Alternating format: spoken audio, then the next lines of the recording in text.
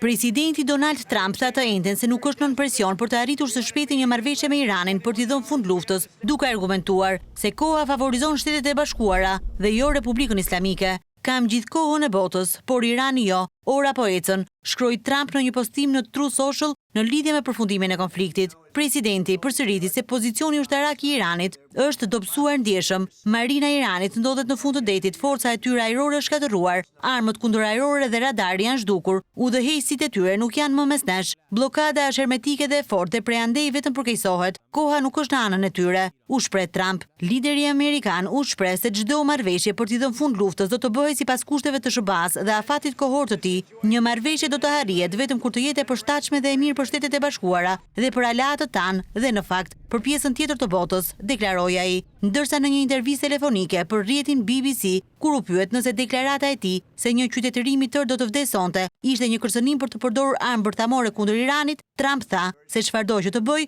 duket se po funksionon shumë mirë. Duke vijuar me kritikat për NATO-n, presidenti amerikan u shpreh se SBA nuk kishte nevojë fare për aleancën në luftën e saj me Iranin, por përsëriti se ata duhet të kishin qenë atje. Ndërkohë, ushtria amerikane bëri me dije se aeroplanmbajtja USS George Bush ka mbërritur në lindjen e mesme, duke e çuar në 3 numrin e anijeve luftarake masive amerikane që operojnë në rajon.